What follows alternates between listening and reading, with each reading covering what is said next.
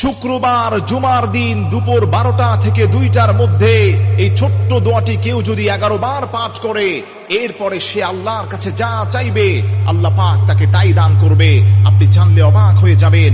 জুমার দিন হচ্ছে অত্যন্ত গুরুত্বপূর্ণ, যাকে হাদিসের ভাষ্য মতে সাইয়্যিদুল আইয়াম বলা হয়। আল্লাহর হাবিব সাল্লাল্লাহু আলাইহি সাল্লাম বলে দিয়েছেন, এই জুমার দিন হচ্ছে আল্লাহর কাছে অত্যন্ত প্রিয়। তার কারণ হলো এই জুমার দিনে আল্লাহ রাব্বুল আলামিন হযরত আদম আলাইহিস সালাতু ওয়াস সালামকে সৃষ্টি করেছেন। আদম আলাইহিস সালাতু ওয়াস সালামকে শুধু সৃষ্টি করে নাই, জান্নাত জাহান্নাম, একটি বর্ণনায় পাওয়া যায় গোটা কায়নাতকে আল্লাহ রাব্বুল আলামিন এই জুমার দিনে সৃষ্টি করেছেন। আল্লাহু আকবার পড়েন। এজন্য আমার প্রিয় ভাইরা, জুমার দিন আল্লাহর কাছে এত প্রিয়। আল্লাহর হাবিব বলেন, এই জুমার দিনে কেউ যদি বেশি বেশি আল্লাহর কাছে দোয়া করতে পারে, আল্লাহ ওই গোলামের দোয়াগুলোকে কবুল করেন। এবং স্পেশালি যদি কিছু দোয়া পড়ে, কিছু নাম নিয়ে দোয়া করে, আল্লাহ তৎক্ষণাৎ ওই দোয়াকে কবুল করে নেন। মনে রাখবেন, শুক্রবার জুমার দিন দুপুর 12টা থেকে 2টার মধ্যে আপনি যদি এই দোয়াটাকে 11 বার পড়বেন, আপনি পড়বেন ইয়া রাহিমাল মাসাকিন, ইয়া রাহিমাল মাসাকিন, ইয়া রাহিমাল মাসাকিন। অত্যন্ত সহজ একটি দোয়া, সুন্দর একটি দোয়া, বেসিক একটি দোয়া। বাচ্চারাও এটা সুন্দরভাবে পড়তে পারে, আপনিও পড়তে পারবেন।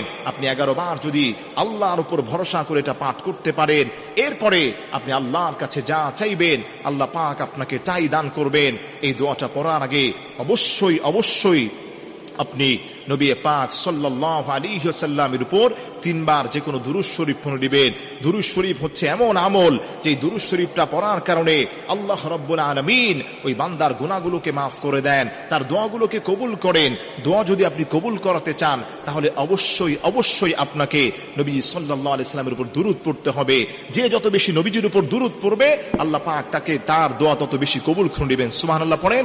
একটি হাদিসের মধ্যে পাওয়া যায়, আল্লাহর যেই গোলামটা আল্লাহর হাবিবের উপর দুরূদ শরীফ পড়ার পরে আল্লাহর কাছে হাত উঠিয়ে যা চাইবে আল্লাহ পাক তাকে তাই দান করবেন। কেউ যদি দোয়া করার পূর্বে আল্লাহর হাবিবের উপর দুরূদ শরীফ না পড়ে, ওই দোয়াটা মুআল্লাকুন ফিস সামা, আসমান এবং জমিনের মধ্যবর্তী স্থান এটা ভাসমান থাকে, ওই দোয়াকে কবুল করা হয় না। এজন্য আমার প্রিয় ভাইরা, আপনি যখনই শুক্রবার পাবেন জুমার দিন দুপুর 12টা থেকে 2টার মধ্যে, অবশ্যই আপনি প্রথমে আল্লাহর হাবিব সাল্লাল্লাহু আলাইহি ওয়াসাল্লামের উপর 3 বার দুরূদ শরীফ পড়বেন। দুরূদ ইব্রাহিম পড়তে পারেন, সাল্লাল্লাহু আলাইহি ওয়াসাল্লাম এই দুরূদটাও আপনি পড়তে পারেন। এরপরে হাতে গুনে গুনে আপনি 11 বার পড়বেন ইয়া রাহিমাল মাসাকিন, ইয়া রাহিমাল মাসাকিন, ইয়া রাহিমাল মাসাকিন। এই ছোট্ট দোয়াটি আপনি 11 বার পাঠ করে আবারও 3 বার নবী পাক সাল্লাল্লাহু আলাইহি ওয়াসাল্লামের উপর দুরূদ শরীফ পেশ করবেন। আল্লাহর কসম খেয়ে বলি,